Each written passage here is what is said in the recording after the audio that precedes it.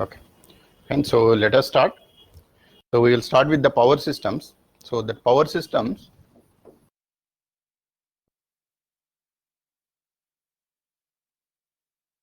right? Okay. So in this power systems, right? First, actually, let us discuss whatever the syllabus that was listed by UPSC, and then actually we will see what we are going to learn, and also actually we will discuss what are all the prior requirements that are there, if at all you wanted to understand this power system.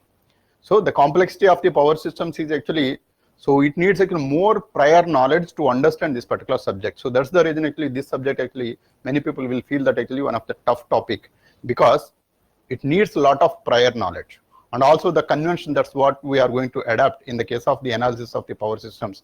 So that actually you have to be clear, then only you will be able to understand. Otherwise actually on your own, if you try to understand this particular subject, actually it will be very tough for you, because you people are from engineering, so electronics engineering background. So in electrical engineering, actually the same subject, one single subject, actually we will be studying for 3 years. So not for 1 year. So we'll be studying for 3 years actually in different parts. So part 1, part 2, part 3, like that actually we'll be studying it, because there are many aspects that are involved in this particular case, right? So first actually let us discuss the syllabus, then actually I will discuss whatever the prior knowledge it is there. And if at all actually if it is required, if you are not able to understand some of the prior knowledge, then actually we'll cover that subject and then actually come back here, right? So the syllabus is power system. So in this actually analysis and control.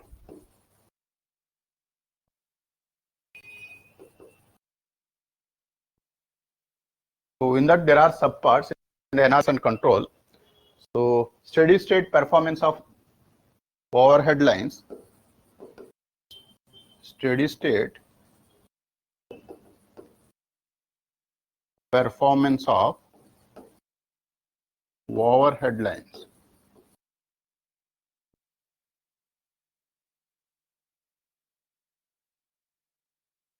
Transmission lines and underground cables.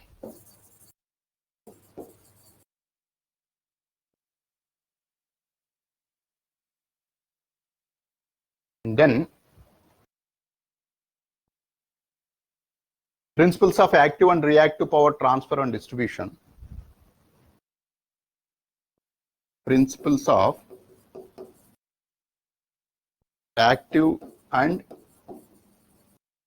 reactive power distribution, right? And then per unit quantities, bus admittance and impedance matrix. Per unit quantities, bus admittance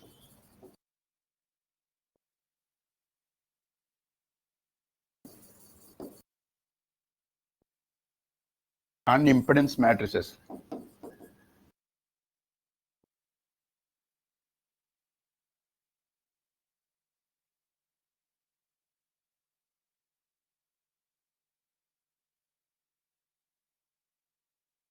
Load flows, voltage control and power factor correction.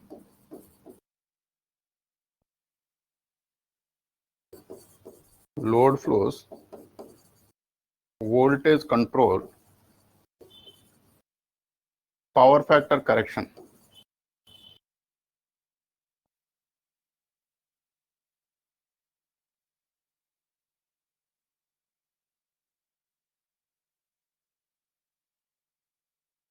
Economic operation,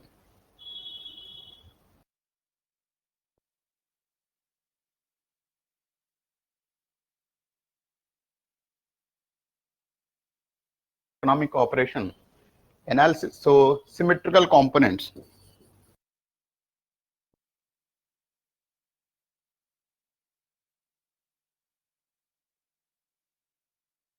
And then actually analysis of symmetrical and unsymmetrical faults.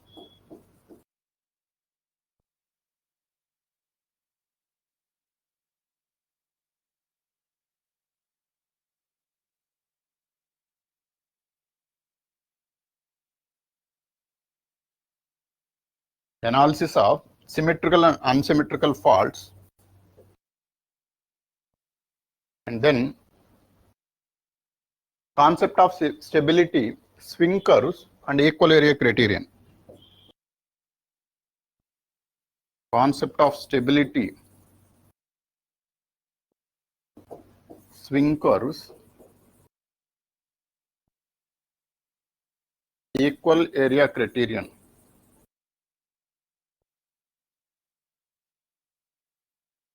Equal area criterion. Static wear compensation.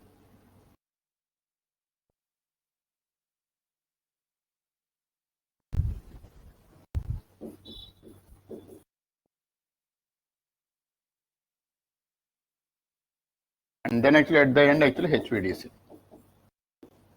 Right? So this is the syllabus. And then actually power system protection also I will list it down, because actually these two actually comes together.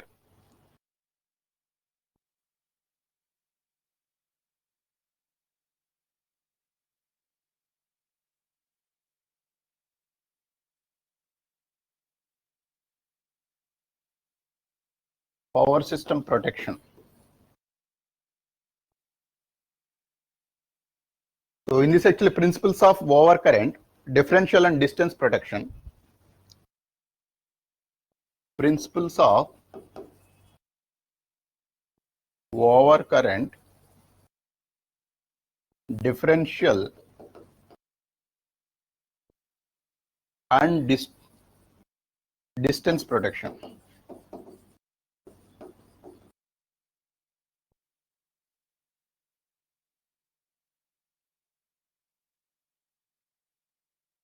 Concept of solid state relays, circuit breakers.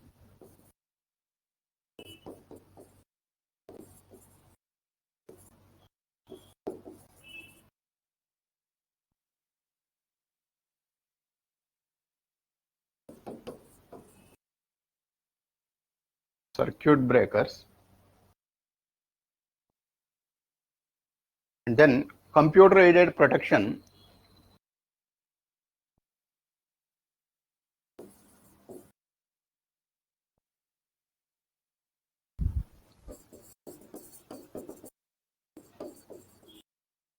Computer aided protection.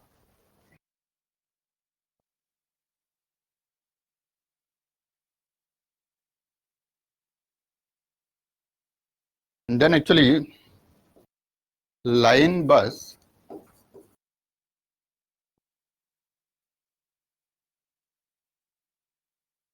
generator transformer protection. Line bus generator transformer protection. Numeric relays and application of DSP to protection.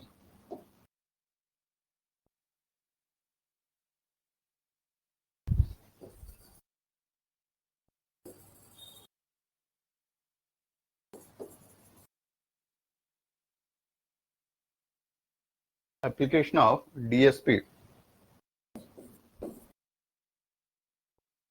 for protection. Right?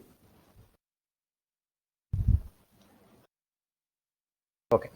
Right? So this is the entire syllabus actually. That's what we are going to discuss actually in the context of the power systems and the power system protection. Right? Now actually the books actually that what we are going to refer in this particular case is CL Wadhwa. Actually I found that actually CL Wadhwa. Right? So electrical power systems or electric power systems. So in this book actually you will find the entire syllabus. So that one book is sufficient enough to understand the entire power systems, including the protection. So power system protection also it is included.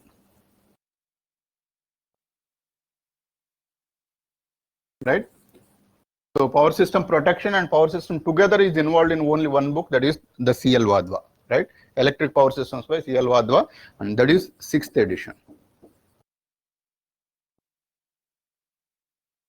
So additionally, actually, if you wanted to get more knowledge, or actually if you wanted to have wider understanding of the topic, then actually you can prefer other books as well along with the CL Wadhwa. So there is one book called actually Nagaratan Kothari.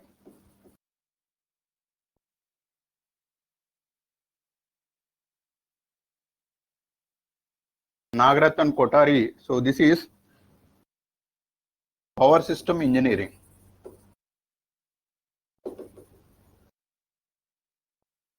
So power system engineering is the book title, and Nagaratan Kothari are those two others that are there.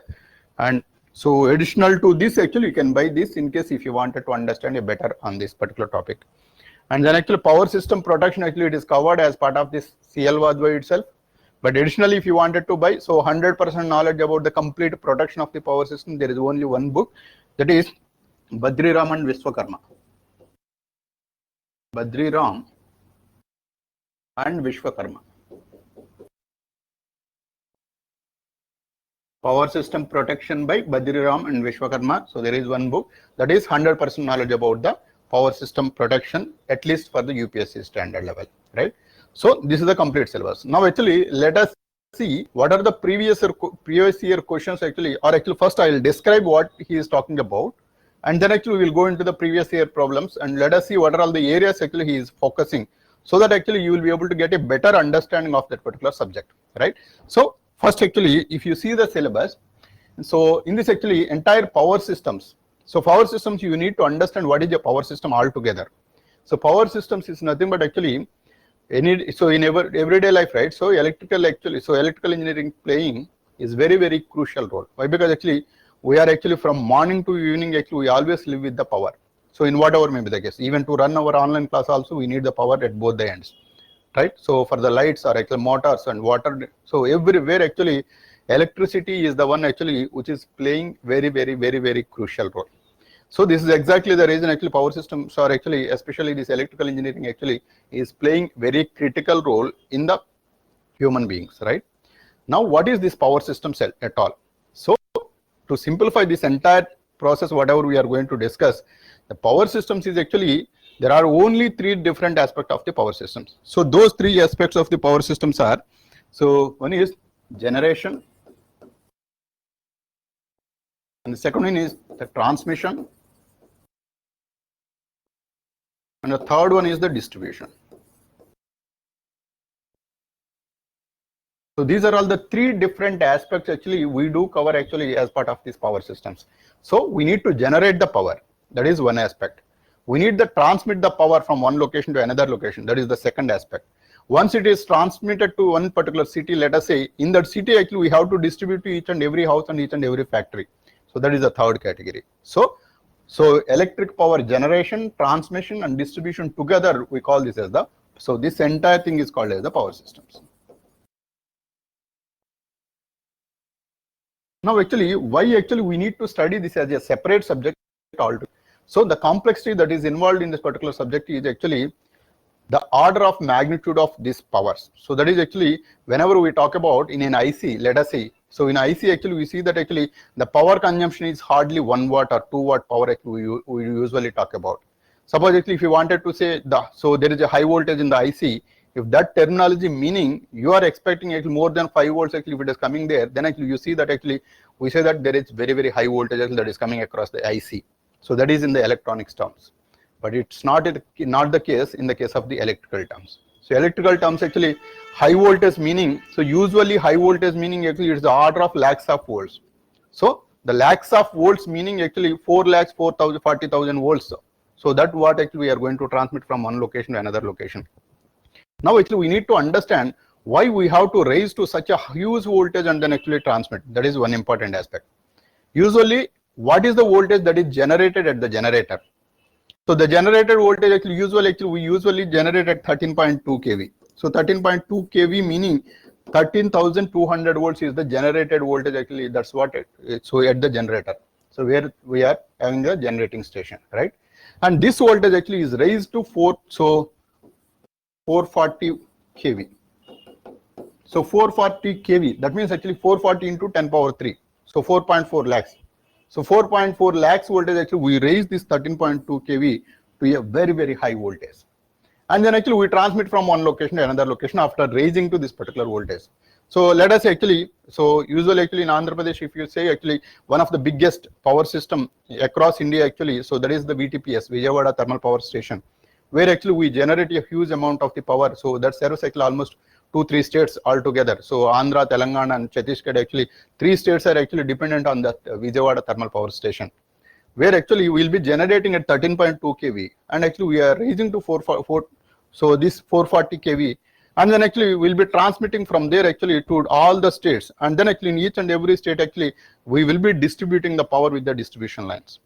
Now the problem is actually if the power needs to be supplied for 3 different states, the amount of the power that it is going to generate is of the order of the megawatts, right? So few hundreds of the megawatts.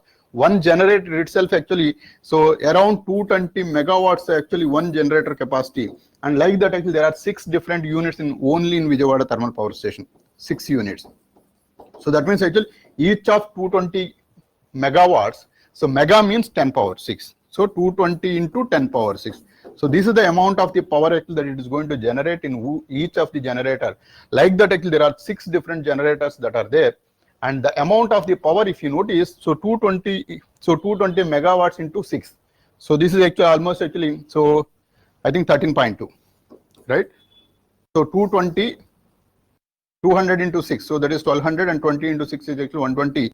So 1320 megawatts of the power actually, so megawatts of the power, this is going to be generated only at Vijayawada thermal power station. Now actually this amount of the power, this needs to be transmitted to the transmission lines. Now imagine that if this is the power, and this power actually if it has to transmit on a transmission line, imagine the conductor cross-sectional area, because actually this amount of the power, let us say it is transmitted for a distance of let us say 100 kilometers. Now 100 kilometers actually line length has to be there, and that line actually it has to carry this much of amount of the power. So this much amount of the power actually, this is nothing but actually V into I, which is a product of this. So V into I, and also the line will have its own resistance obviously. Even if it is a very small resistance also actually it will have its own power consumption obviously. So I square R loss will be there. So if I square R loss is there, then the amount of the current actually that it has to generate to transmit this amount of the power. Let us say you generated with 13.2 kV. So 13.2 kV meaning 13,200 volts. So this amount of the voltage actually that is getting generated by the generator, because actually we have the control on how much voltage that can be generated. Once it is generated, then if it has to transmit this amount of the power, now 1320 into 10 power 6 divided by 13,200. So this is the amount of the current actually that it needs to transmit. So this is 132. So this is equal to 10 power 5. So 10 power 5 amperes, meaning 1 lakh amperes. 1 lakh amperes actually it needs to transmit from one location to another location through the transmission line. This amount of the current actually 10 power 5 1 lakh amperes, I square R again. So 10 power 5 whole square into let us say resistance is of 1 ohm. Usually actually it will be more than that, right? So let us say simply consider that actually 1 ohm, then actually 10 power 10 watts. This much of the power actually is consumed only in the line itself. So the wire that is going to be carrying this particular current, so that actually 10 power 10 watts actually, 10 power 10 watts actually, imagine how much of power actually it is wasting it. So, and this amount of power actually is getting wasted in case if you wanted to transmit with the generated voltage of the 13.2 kV. So that is a problem. It's not only wasting the power, at the same time actually this amount of the power will generate a huge amount of heat. So that heat itself actually will burn the lines altogether. So it will burn the lines actually if you transmit with this amount of the power, right? So 10 power 5 amperes of the current actually if it is transmitting, then it will burn it out. So that is a problem. Not only that, the amount of heat that it is going to generate, it will radiate to any extent. So it will spoil entire nature in and around that particular lines. And then actually, so actually it will kill actually all the birds actually nearby that are coming. And so every actually problems actually that you are going to get it if you transmit this much amount of the current. But this is a requirement. We need to transmit from one location to another location. So this problem statement actually needs to be addressed as a separate study, which we call this as the power system engineering. Now, why these problems are coming? Here actually, earlier actually we have analyzed the circuit theory. Circuit theory actually we talked actually small amount of the voltage. Just actually we connect a current source and or a voltage source, and then actually we tried connecting the resistances, inductance and the capacitances and then actually we will try to calculate each and every aspect current, right? But here the problem is not that. We are still actually with the generator, we are generating the power and we are transmitting through the circuit, but the order of the magnitude is very, very high. That is the problem. The order of the magnitude is very, very high. So because of that, actually, there are many, many other aspects actually that comes into picture. So all those factors actually we need to be analyzing it and then actually addressing it. So those factors actually we'll be studying as part of this particular power systems, right? Now actually, if the order of the magnitude is more, now actually in the houses actually we just switch on. So if you switch on, actually we don't find anything there.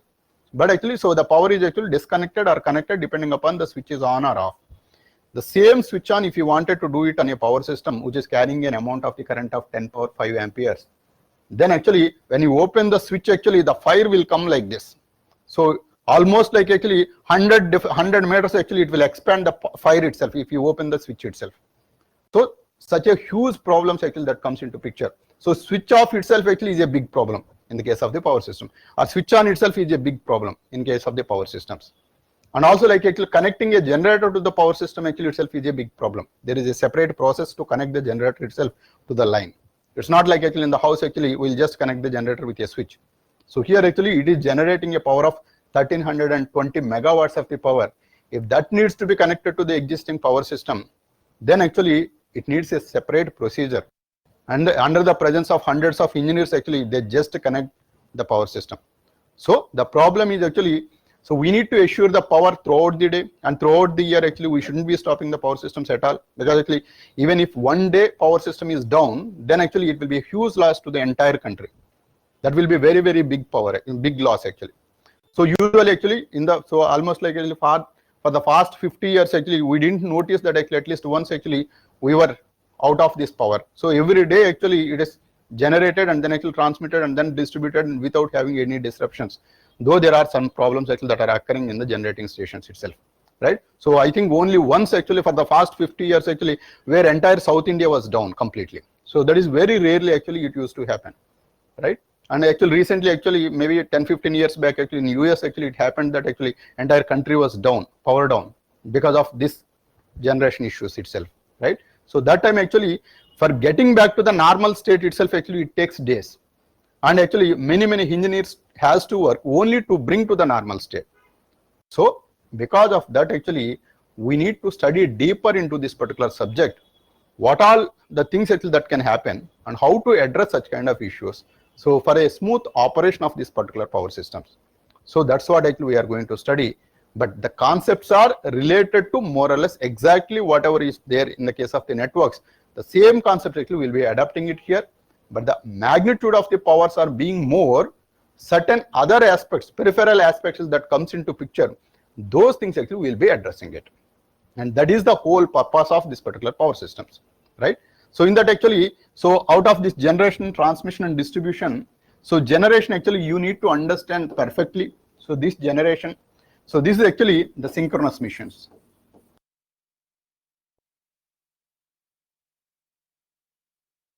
Because actually in the machines itself actually we'll have multiple aspects. So we do have the induction machines, we do have the synchronous machines, and we do have the DC machines, and we do have the single phase machines. But out of all, what we are interested in the case of the power systems is the synchronous machine. Why synchronous machine is? Synchronous machine actually is designed as a generator. So this is designed for generation. So that is the reason actually when we talk about the power system, generation, transmission and distribution, we have to study deeper into the synchronous machine. And other machines actually we can study as part of the machines itself. But to understand the power systems itself, actually we have to have the deep knowledge of the synchronous machine, because actually it has different kinds of behaviors.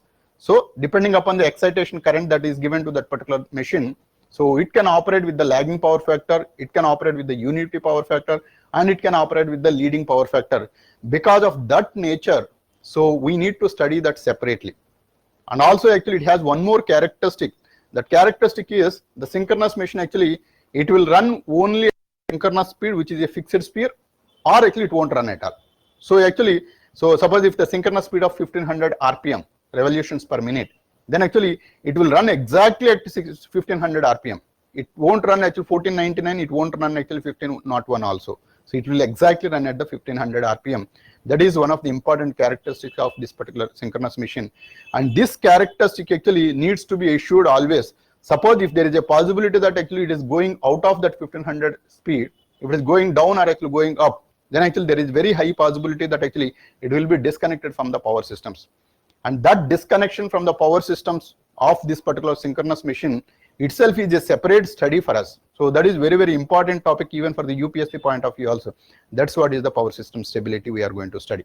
So power system stability and the equal area criterion, all such kind of aspects actually comes from the synchronous machine characteristic.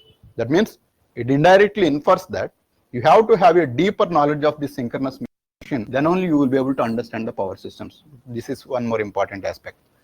And the second thing actually, this is the transmissions. So the transmission actually, so whenever we talk about the transmission, so actually in day-to-day life, actually outside actually we do see the substations.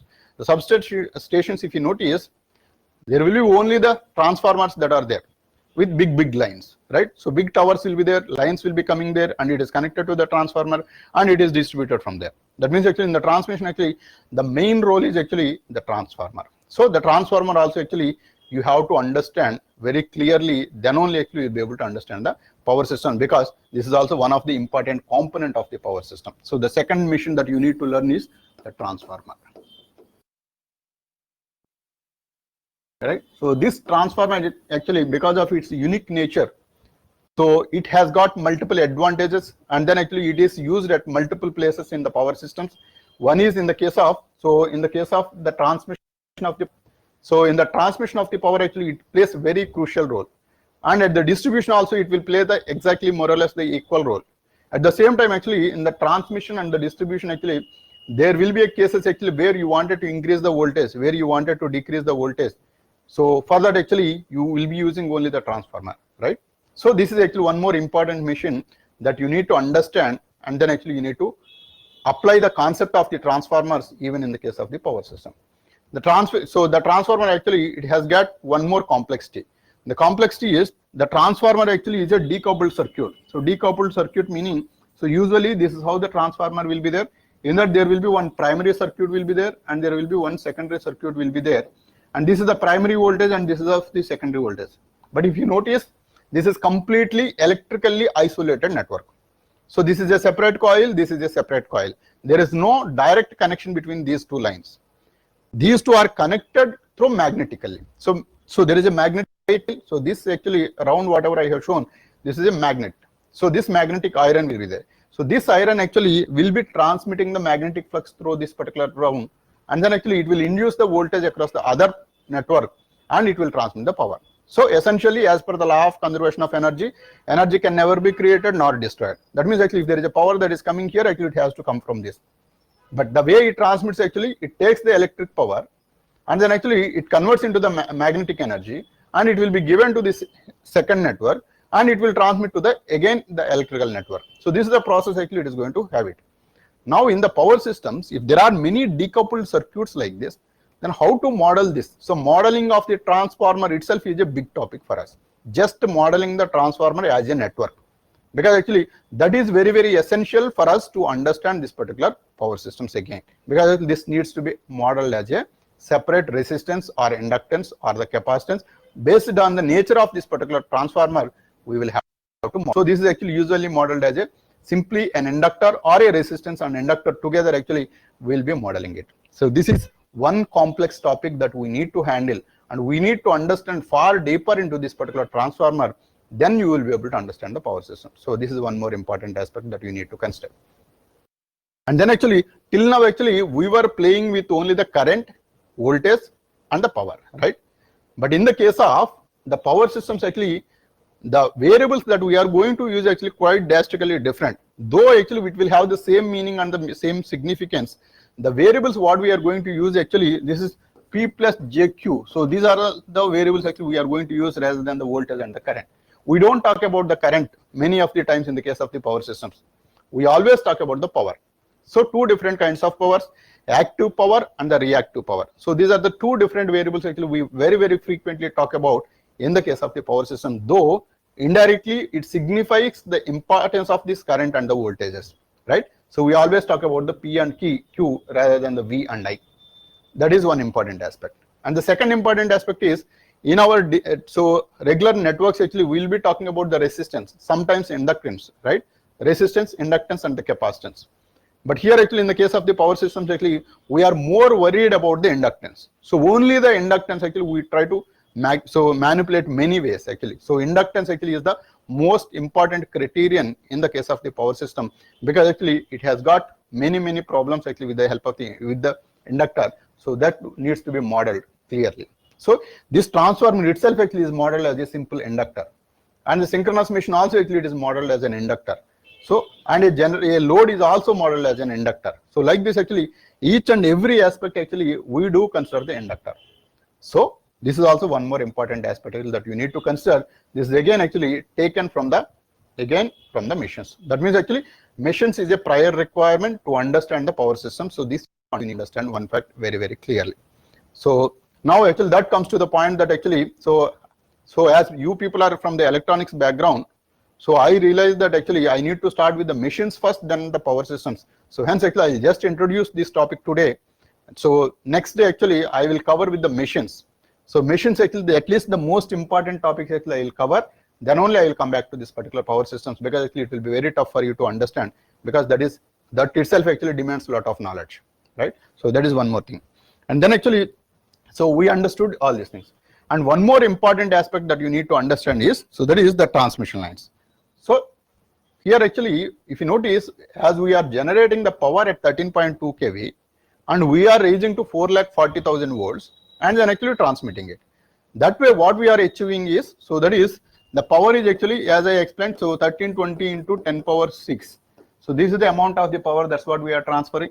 And then actually the voltage if you raise to a higher value, that means generating station here, and this generating station actually is connected with a transformer here, and this transformer actually, so this is usually a transformer and this is a step up transformer. So this step up transformer actually, so this is usually represented like this. So this step up transformer actually will raise from 13.2 kV to 440 kV. So it will raise to very high voltage.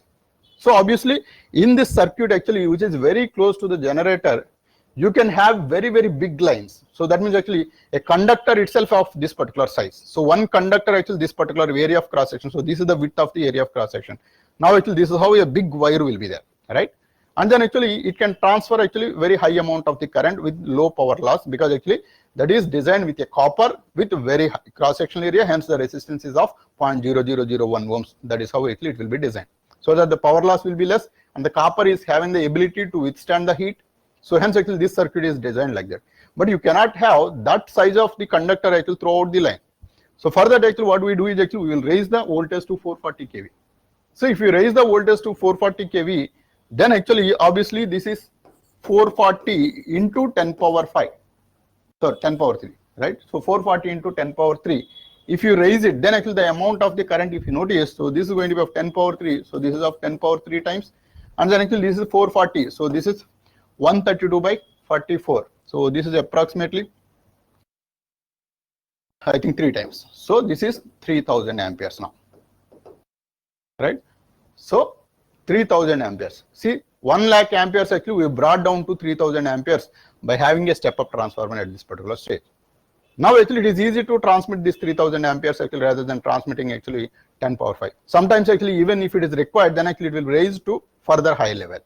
So then actually the current will be further brought down. That means actually you have got your flexibility to control the current, how much current that needs to be transmitted from one location to another location with the help of the transformer. So transformer voltage will be raised so that the current is getting down, because of this actually is coming in the denominator. And then actually I will transmit with the wire like this. So depending upon the amount of the current, I can have a smaller cross section and then actually I can transmit the power. Now here one more problem automatically comes. If you raise the voltage like this, then actually if you are raising the voltage, then actually you are increasing the electric stress. So the electric stress meaning, suppose actually if there is a, let us say there is a plate here and there is one more plate here. So like a capacitor, parallel plate capacitor. So in this parallel plate capacitor, if you keep on raise the voltage across these two terminals, these two being the copper plates, then if you keep on raise the voltage, then actually voltage per unit length, which is nothing but the electric stress in between this. So electric stress is actually V by X. So this is the electric stress. So this is the value of the electric field intensity. This electric field intensity, if you keep on, then what it will do is actually it will break down this insulation, whatever is present within this. It will break down the insulation, meaning even though there is an insulator here, so because of the huge electric stress, it will try to pull the electrons from one plate to another plate, and then actually there will be a short circuit that is going to happen, even though if you have a very big insulation in between this. So that means insulation capability is a problem. So if the electric stress is increased, that means actually electric stress increased, meaning the voltage across the two plates, actually we are increasing it. Now even here also actually there are conductors. So that is nothing but the conducting plates. Now it is separated by the insulation. Now that insulation actually is subjected to a huge electric stress. That means huge electric field is going to be induced there, and that electric field actually will break the insulation. So that means insulation capability is an important problem in the case of the high voltage engineering. So this is one more important aspect that we need to consider. And then actually here actually this is a transformer. On the transformer, if you notice that actually insulation discs will be there. That is just to withstand the insulation, just to withstand the electric stress. And also actually in the transformer, within the transformer actually there will be a transformer oil. The transformer oil is to separate the electric wires from the periphery, which is an iron. So iron periphery actually, which is nothing but the box. Inside that actually there is a iron core, and that actually there is a coil that is made of copper. And from there actually you are isolating the iron tank by keeping an insulation within this, so that actually even though if you increase the voltage, it won't break down and then actually directly connect to the transformer iron part. So that is the iron part. If that is the case actually, so it will be a huge shock, and then actually, so there will be a short circuit that it is going to happen. So it will spoil many things, and then actually it will kill all the people surrounding there. So that means actually the insulation capacity to be increased, for that actually we will be using the transformer oil within the transformer. So this is actually insulation is a big problem in the case of the power systems. So this is one more important aspect. And also like actually this is transmitted from one location to other location. So this is how actually we represent this is a single line diagram we call. But what it essentially physically which means for us. So this is a single line, but there are three different lines actually we need to draw. But all the time we cannot draw all the three lines actually. That's the reason actually we usually represent with a single line. So this is a single line diagram. But we are generating a three-phase voltage. RYB will be there, and in RYB actually everything is connected to the transformer RYB. Again actually transformer actually it is connected with the delta or the star actually, depending upon the connection actually again three lines that comes out, and all the three lines are getting transmitted from one location to another location. Now as there are two different lines which are traveling with a high voltage, that means actually suppose there are three different lines, obviously it is there, RYB phase will be there. Now between these two phases, as these two lines are subjected with a high voltage of 440 kV. Now 440 kV is a huge amount of the electric stress.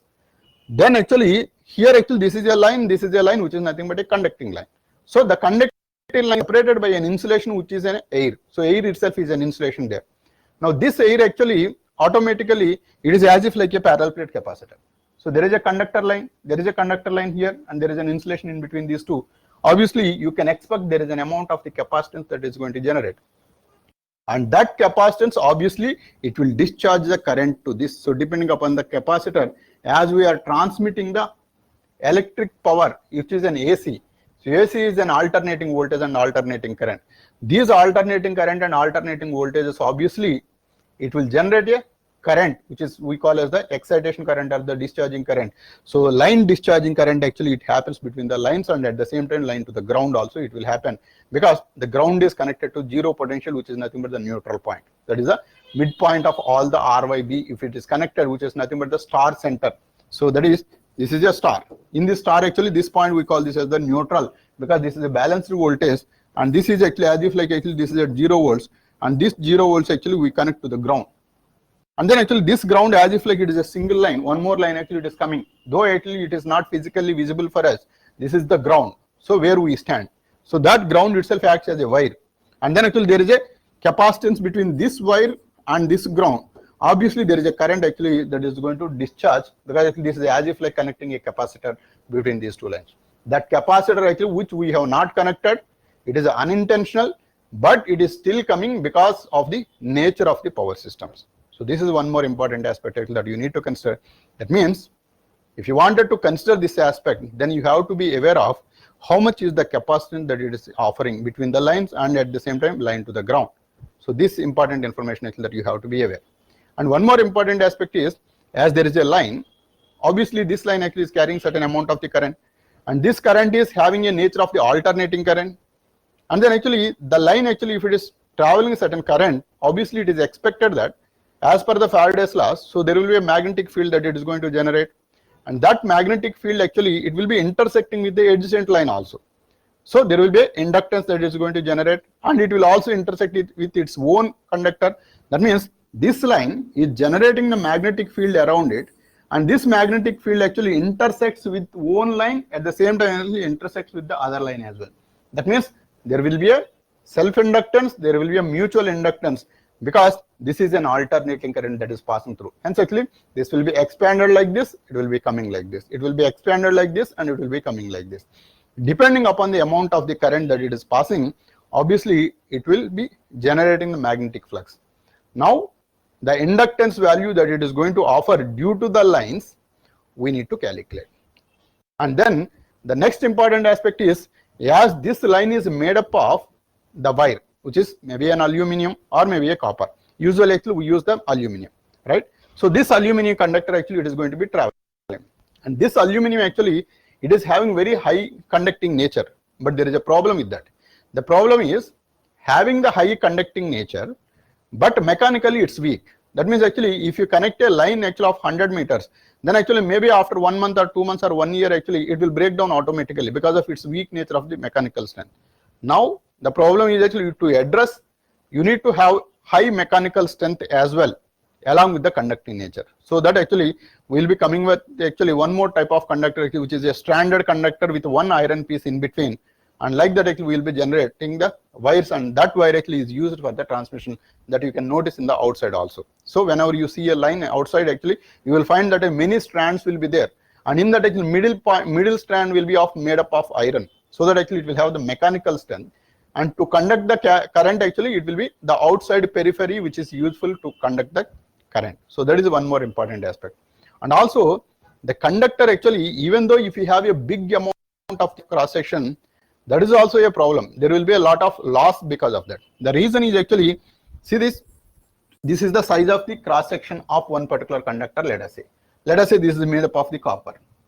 Now what happens is, so when we study the electromagnetic fields, EMF, if you study deeper into it, we will realize that, so because the current actually if it is passing through like this, then this amount of the area, so that whatever is there inside, right, so this will not play any role to carry the current.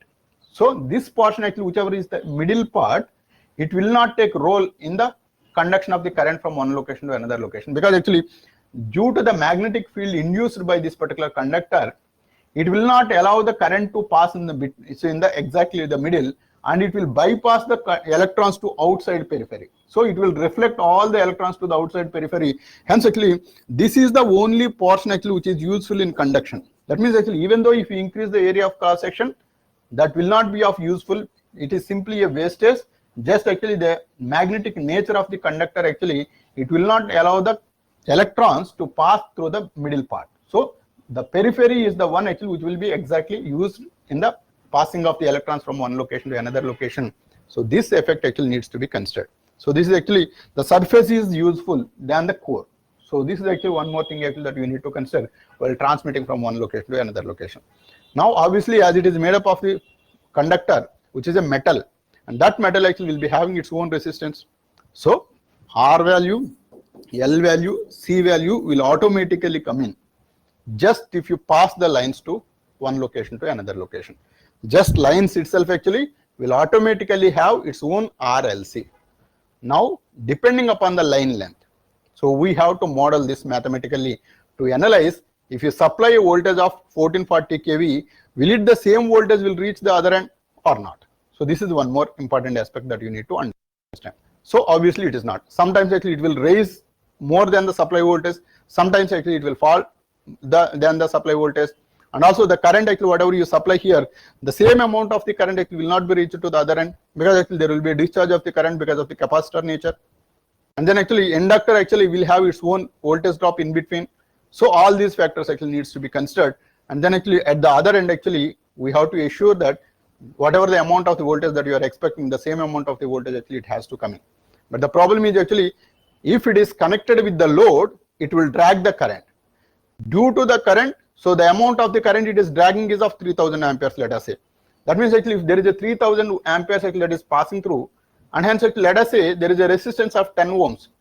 3000, so 3000 amperes it is passing through, and there is a resistance of 10 ohms, 10 into 3000, which is equal to 30 volts. So 30 volts itself, 30,000 volts. 30,000 volts itself actually it is getting dropped in the line. Now at the other end actually it will take the lesser amount of the voltage. Let us say you have designed a load which is exactly useful for that particular voltage if it is coming less than 30,000 volts actually. That is 440 you are expecting, but actually it is reduced by 30,000, and the load is designed for the reduced voltage of 440 rather than 440, it is of let us say 410 kV. Then actually when the line is disconnected, that means actually when the motor is off there, then automatically the voltage is raised by 30,000 volts. So that will be again one more big problem. So all such kind of aspects actually are part of this power system. So we are doing essentially the same circuit analysis, but the implications are different. That implications, how do we take care? That is the study of these power systems. So obviously it needs a deeper understanding of the system what we are going to study. But essentially we are generating it, transmitting it, and distributing it. Now actually in the house actually if you notice we hardly get only 230 volts. So that 230 volts, that means actually we are transmitting 440 kV. Then actually at one big substation, so maybe through the entire district actually it will be one location where this 440 kV is just reduced to 33 kV. So just reduced to 33 kV, and then actually it is again distributed to the nearby towns. And that town actually there will be one more substation where 33 kV is reduced to 11 kV. And that 11 kV will be directly given to the industries. And that 11 kV, it will be given to one village. And that village actually, they will have their own transformer, actually it takes 11 kV and it will convert into the 440 volts. That 440 volts actually, line to neutral is going to be of 230 volts, line to line is of 440 volts, and that line to neutral actually which we get to the house. See, it is generated at 13.2, it is raised to 440, and again reduced to 33 kV and then 11 kV and 11 kV to so directly 440 volts, and that voltage actually we actually give to the house. And if it is a motor, then actually we take the 3-phase supply. If it is house, then we take only the single phase supply. So for motors actually it is designed for 3-phase 440 volts line to line. So for house actually it is usually designed for line to ground 230 volts. So that voltage actually we take it and then actually we use it in our house. And this is the process actually we entirely study as part of this particular power system. And the other implications like the cost of this equipment. The cost of the equipment actually is of the order of hundreds of crores. One generator itself actually it will be the order of 150 crores or 200 crores like that. Now because of some fire accident, because the amount of the current actually that it is dragging is of very, very high, because of some fire accident, if it is completely vanished out or actually it is completely burned out, then actually it will be a loss of 150 crores. So a single incident can cause 150 crores loss. Now obviously automatically it comes with the protection. So that protection actually, what are all the protections actually that we need to adapt, and for what are all the faults actually it can happen, and what are all the faults that we need to address, and for that actually what is the system we need to adapt, that itself is a separate study. That's what is our one more syllabus, that is the power system protection. So out of these networks actually, what are all the different kinds of protections that we can think of? So a generator can have a fault. Fault meaning actually when the power is getting generated of the order of 220 megawatts at a voltage of 13.2 kV, if there is two line and neutral actually if it is connected, that is what we call as the LG fault, line to ground fault. So line and ground are connected with 13.2 kV generated voltage and a power of 220 megawatts. So a huge amount of the current actually it is going to drag, and that huge amount of the current actually it is circulated within the generator itself, because there is a short circuit that happened there. So hence actually there is a huge amount of the power it is going to be wasted, and that will be converted into the heat format, and obviously there will be a big fire accident and it will spoil the generator. Now that actually we how to protect. So whenever actually there is an LG fault or an LL fault means both the lines RYE is connected automatically. So because of the some insulation breakdown, then actually if it is connected, then actually it will drag a huge amount of the current. That current itself will make the burn, right? So to protect that, actually we have to detect that nature of when there is a huge amount of current that it is dragged, then actually automatically we have to activate the relay, and that automatically disconnects the power. So automatically it will coming out. So that is actually one kind of protection. So that is the generator protection. So that generator protection is the synchronous machine protection. So this generator, by meaning in power systems, it is always the synchronous machine. So there is no other machine is going to be used in the case of the power systems to further generation of the three-phase voltages, right? And then actually the second one is the line protection. That is, this is a line of, let us say 100 kilometers. And then actually if there is a fault at one particular location. So there is a fault, meaning suppose these two lines are connected. So that is a fault. That means if this line actually broken and then actually connect automatically fall on this particular line, then actually these two are short circuited with a voltage of 440 kV. See how much voltage is short circuiting. Then a huge amount of the current actually it is going to drag. Immediately the line will burn off. So 100 kilometers line itself actually it will burn off. That is one problem. So we will lose that material. That is one problem. But the other bigger problem is it will disconnect completely one state. That means one state is completely without having any power, just if there is a problem here. Now how to protect that? So this is actually one more, that is what we call as the line protection. So whenever there is a fault, then we automatically disconnect it, and then there will be double line will be there sometimes actually. That double line will be automatically activated. So that is actually, we need to understand the distance protection in the case of the line protection, right? So that is one more aspect. And there is a transformer in between. So this transformer is operated with very, very high voltages, and this also of the order of hundreds of crores will be there for each and every transformer, bigger in size. Almost like one building there will be one transformer. So such kind of transformer actually, if it burns out, then actually it will lose loss to the company. Hence actually again, the protection of this is very important. Hence actually there will be a protective system even for the transformer as well. And then actually distribution, actually we don't take it. So distribution is a separate study, but as per UPSC syllabus, if we go, the power system, generation, and then actually the operation and control is the main parts where we need to focus, because all the questions are asked from the operation and control. Operation and control meaning how the power is transmitted, and in the transmission of the power, in the generation of the power, what are all the issues that can occur and how to address that issues. So this is the study what we are going to do it. Now at the same time actually, the transmission of the power from one location to another location, if it is a single machine, actually it is fine. But actually we do have at multiple locations. So throughout the India, what we do is actually, it will be like a grid like this. So like this actually, there will be a grid. That means throughout the, actually the power lines are carrying on, and then actually at different places actually the power is injected at different places. We don't know where all actually it will inject. So at multiple locations actually the power is getting injected, because actually every state actually will be having its own power systems. So there will be one grid across India. In that actually every state will be having their own power plants, and they will use for themselves, and whatever the power extra is there, that is connected to this grid. And that grid actually is running throughout the India. Hence actually whichever is the state that is requesting the power, actually that will be taken out. Now there are private power stations also, like Reliance has actually its own power systems, and their power station actually will be injecting power into this particular network. Now actually that needs to be metered. That means we need to pay for the Reliance actually from the Indian government. Actually Reliance will be paid for the amount of the power actually it is injected into this particular power grid. And this will be used by the other states actually where they are using, so they need to pay for the government. So like this actually, this is a single grid which we call this as the power grid. And for maintaining the power grid, which is nothing but the lines interconnected throughout India, and that needs to be taken care by a separate department called the power grid. We have a separate thing. And power system generation, so power generation itself actually there is a separate system, that is NTPC, so National Thermal Power Corporation of India. So NTPC is separately meant to generate the power in the form of the, so this thermal power. So thermal power is getting generated and then it is injected. So like that actually nuclear power is a separate department. Again the hydropower is a separate department. So Genco, Transco, all these things actually place under the role of this particular power grid, because they need to generate and inject to the grid, and the distribution actually the grid will take care, and at the load centers actually they do take the power and they pay for the government. So this is the process actually entirely it runs. Now coming back to our syllabus, I hope you understood what is a power system, right? So this is what actually we are going to study as part of the power system, right?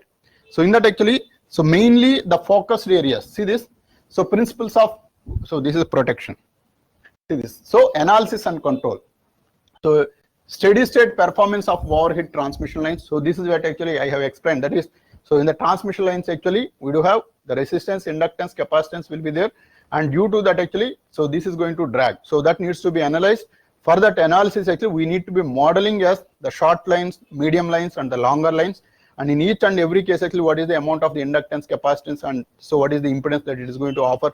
All such kind of aspects actually we are going to discuss as part of this overhead transmission lines. At the same time actually even in the underground cables also the same kind of factors actually it will be playing the role, and there actually insulation will play the major role, because overhead lines actually can be separated by 10 meters or 15 meters distance, but underground cable actually will go together. Now actually a high voltage going together will be a problem unless you have the insulation. So that insulation will be a separate concept that you need to learn in the case of the underground cables, right? And then actually principles of active and reactive power distribution. So active and reactive distribution, as I said earlier, so reactive power actually is a case of the wastage power we can say, that is, it will cause the huge amount of the current that will be drawn from the source, but it actually don't use it and it will inject back. That is the problem. That means reactive power actually is having the nature of energy. Suppose you take this particular case. Suppose if there is a line like this of 100 kilometers, let us say, and there is a generating station here, and then actually there will be a resistance here and there will be an inductor here, let us say. There will be a resistance and inductor. And then actually this resistance is actually consuming the power, and whatever is needed for the resistance actually it will drag it and then actually it will consume. So for that actually there is no issue. But the inductor, it is having the nature of storing the magnetic energy. So the amount of the current drawn by the inductor is going to be of more, and during the negative half cycle actually what it will do is the energy it is stored, right? So it will be injected back to the source again. It will drag the current and it will inject back. It will drag the current and it will inject back.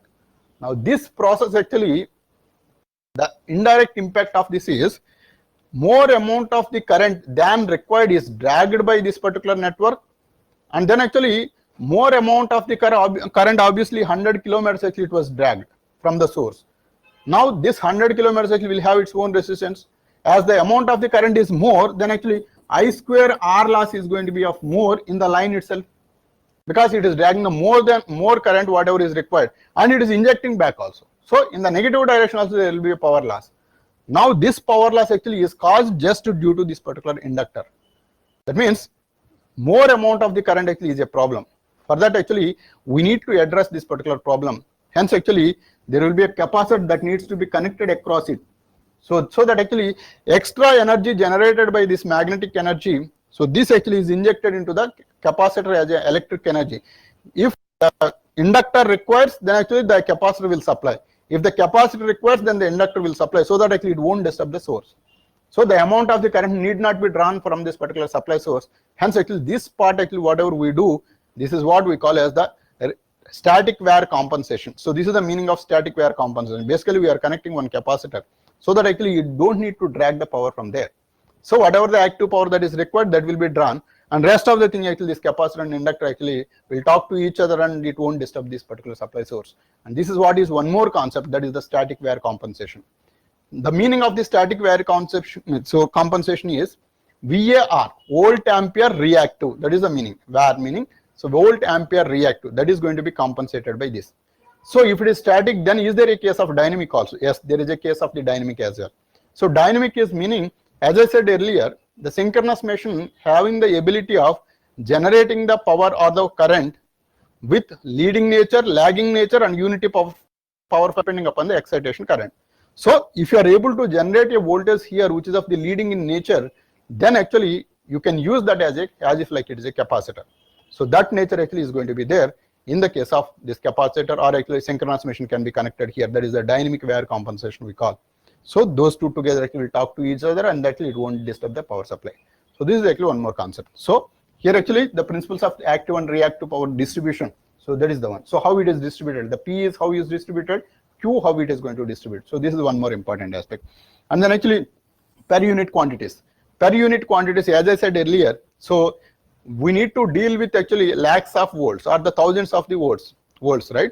Or actually the power also it's of the order of megawatts. Now actually having calculations with such a big numbers actually is always we find it tougher. Now there is a method called the standardization. So that's actually normalization we call in UPSC, right? The same kind of thing. So different kinds of options are there. We are normalizing everything to a single point so that actually we can be scaling across with an equal scale to each and every one. So that is nothing but actually per unit quantities. Per unit quantities are nothing but, so everything is actually brought to a smaller number by taking a single reference across. So that actually we can do the calculation with small numbers and we can interpret at the end. So that is the meaning of it. So that is actually to play with the quantities, actually we brought this particular per unit method. So this actually we need to understand clearly before going into the power systems itself, because actually everything is represented with the help of the power per unit quantities. And then the next one is bus admittance and the impedance matrices. So admittance and impedance matrices comes into fact when there are multiple power sources, that is multiple generating stations are there, then actually these are interconnected to each other with big lines. Now actually each line will have its own impedance, right? So that impedance actually how we need to model when there are multiple lines actually that are connected at each and every substation. Now that is what actually we come up with an impedance matrix for different lines between different states. That is actually, so n by n matrix. N by n matrix meaning multiple sources are there and multiple sources are connected with the lines, multiple lines. So one line may be connected to 3 other sources. So one more line actually connected to only 2 other sources. Like that actually there will be an interconnection between the lines. So these lines are connected to the generating stations. Now that entire network is modeled as an impedance matrix. So that's what is the impedance matrix. And the same thing actually if you model as an admittance matrix, so Y actually instead of Z we can do it. So that's what is the admittance matrix. That is more useful in the case of the power systems rather than the impedance matrix. So that is one more important aspect. And then actually load flow studies. So this load flow studies actually, this is also one of the a little complicated topic. So load, how it is getting distributed. That means, so and there is a power system. So the power system actually, how the load is getting distributed across all the stations. That's what is the study of the load flows. Now what is the voltage and what is the voltage raise or the coming down? Power, active power consumption there. What is the reactive power taken by that particular source? So all those things actually will be calculating in the case of the load flows. For this actually, this bus admittance matrix actually is going to be used to understand this particular load flows, right? So this is one more important aspect. And then actually the voltage control. As I said earlier, the voltage actually needs to be controlled to a greater extent because there will be a rise of voltage or actually there will be a fall of the voltage, but of the order of very high value. Hence actually we need to control that voltage. If the load is connected, the voltage is actually dragged to very lower value. If the load is disconnected, it will raise to very high voltage. So that variation is very high. That needs to be taken care. So that's what we call this as the voltage control. And then actually the power factor correction, as I said earlier, for correcting the reactive power in this particular network, we'll be connecting with a static wire. Actually, we need to connect it to a dynamic wire, or actually we need to reduce this inductance somehow so that actually the reactive power is getting reduced so that actually the power factor is going to be corrected. So this is one more important aspect. And then actually there is one more aspect called the economic power operation. So power is very important. Why? Because if there are multiple generating stations, then actually the power needs to be generated and then actually distributed to the power system, or actually wherever the load is connected to that we need to supply. Now suppose actually if there is a load, so let us say there is a load center here and there is a generating station here and there is a generating station here. Now obviously if this load demands, it is always economical to supply the power from here to here, because the loss of power actually is going to be less in this particular case. Because of some reasons, let us say at this particular state, so if the power generation cost is very high, maybe it is a thermal power station, let us say. Now if the power generation cost is very high, then actually if the power generation cost is less here, but you need to transmit to a bigger distance, then actually which is optimal? Should I operate on this or should I operate on this? So economically, if you are talking, then actually which is the better power station where we need to generate and send to this particular load station. So this is actually one more important study. What are all the important factors that you need to consider, whether to generate here and supply or whether to generate here and supply? that depends on the generating cost and the transmission cost. Even here also the generating cost and the transmission cost. And in one particular case actually, if it is so in certain cases actually it is advantageous to transmit from here. In certain cases actually it is advantageous to transmit here. In certain cases actually some here and some here actually, if you need to transmit, then actually that also you need to count it and then actually show it. That means whichever is advantageous. So that we need to calculate. That's what we call this as the economic operation. And then actually the symmetrical component. So when we deal with the networks, right? So that time actually we learned that unbalanced networks calculations is actually a little bit tougher. That to deal with such high power systems actually it's very, very tougher. There is a new concept called the symmetrical components. This is altogether a new concept. So that can be modeled as a symmetrical components. That means actually equal, so balanced three-phase systems actually can be generated even from the unbalanced system as well, with the help of this symmetrical component concept, right? So this is a new concept that was introduced by considering the unbalanced network and modeled into a balanced network, and then actually we'll be analyzing it as if like it's a balanced network. So that is the concept that what we are going to learn in the case of the symmetrical components and analysis. And this actually will be used to calculate the faults, so fault currents. So if there is an LG fault, line to ground fault, or if there is a line to line fault, or actually if there is three lines together, if it is jointed together. Now in such cases actually those are completely unbalanced systems, but still actually with the help of the symmetrical components actually we will model as a network, and then actually we try to calculate how much is the amount of the current it will be drawing, how much is the power actually it is drawing there. So all such kind of things actually we will be calculating with the help of the symmetrical components, and along with that actually so symmetrical and unsymmetrical fault analysis also we will be doing, right? So system stability, as I said earlier, if the load is more than what a generator station can handle it. Suppose the generator is having an ability of generating, let us say 1320 megawatts, but if the load is of more than that, but still actually it is on that, obviously if you drag more power it will go out of sync. Out of sync meaning so it won't work suddenly actually, so it stops working. Then if it stops working, then the load is actually on to the another station, automatically that will also come out of the synchronization. Again that load will be transferred to some other station again, so that will also come out. Like this actually within 1 or 2 seconds actually throughout the India actually it will come darkness completely. So within 1 or 2 seconds actually everything will be going down if one station actually goes out of the sync, or actually when the load is more than what it can handle, that time actually this kind of problems can come in. So how much power it can handle. And also actually if there is a load swings meaning switch on and switch off. So if just switch on and switch off it, switch on will drag more current, switch off immediately it stops, then actually there will be certain kind of oscillation that it is going to occur because the amount of the current is very high. So that is actually we are going to analyze those. So that is called as the swing curves. We are going to analyze that the generating capacity, how it is varying there, whether the system is able to handle or not, whether the generator is able to handle or not. All such kind of things actually we will be doing here. So in that only actually how much stability is, so that is going to be assessed by, there is a concept called the equal area criterion. So this equal area criterion actually will be used to analyze whether the generator will be able to handle that power or not. So this is what is that. And then actually static wire anyway I have explained, and HVDC is one more important concept actually. So HVDC is so transmitting the power with the help of the DC concept rather than the AC what we are using. That means high voltage DC is getting generated and then actually transmitted. There are some economical advantages because of that. So that actually we are going to study as part of this HVDC. But whatever is important actually I'll just note it down. Out of this entire syllabus, the most focused areas of UPSC are very few. The focused areas are, one is the overhead lines transmission. So this transmission line modeling is actually one particular area where UPSC is focusing because that is easy to understand. And then actually the next one is, so per unit quantities actually this itself is not your topic. This is a subset, or actually this prior knowledge is required to understand the rest of the things. So that's the reason actually they won't ask anything related to per unit, because actually that per unit anyway you need to understand, you have to use in all the problems. So that's why actually they don't ask anything specifically. And then actually this bus admittance matrix and the impedance matrix also they don't ask directly, because that knowledge has to be there even if you wanted to analyze any load flow. So the questions can be asked from the load flow.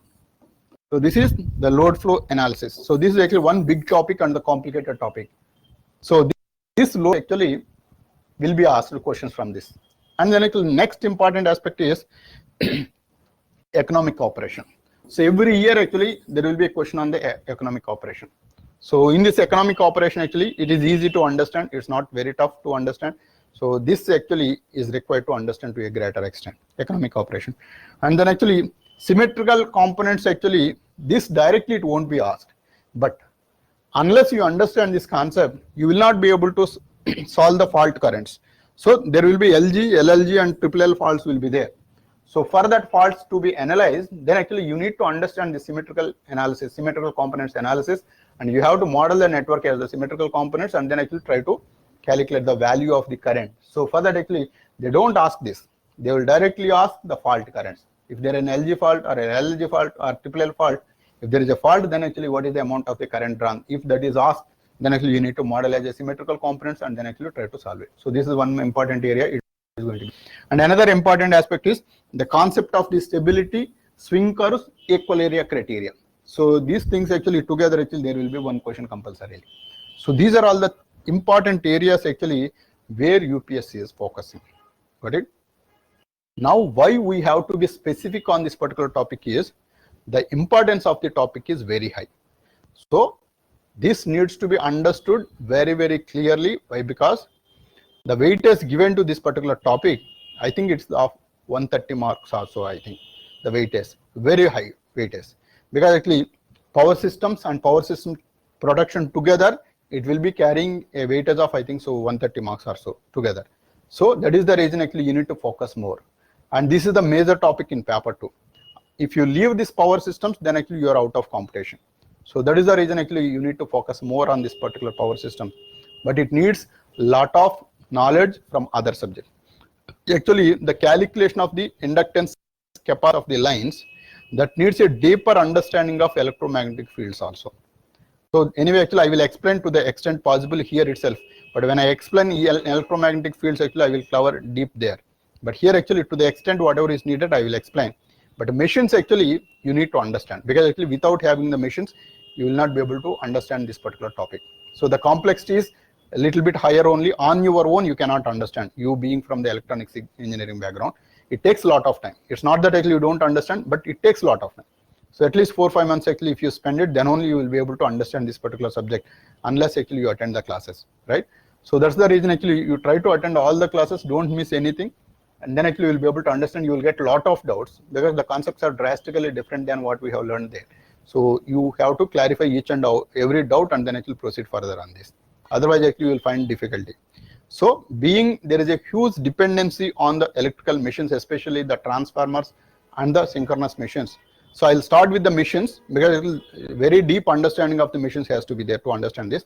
So once we are done with it, then actually we'll come back to this power system. Immediately I'll take the power systems itself, because this is very, very high important than the machines. So it carries 130 marks weightage. So that's why actually you will do with the machines, though it is carrying only 70 marks. So machines carries only the 70 marks, but power systems carries 130 marks. And so entire paper 2 is based on the power systems itself, power systems and its production, right? Okay, yeah. So that's all for today. Yeah, thank you.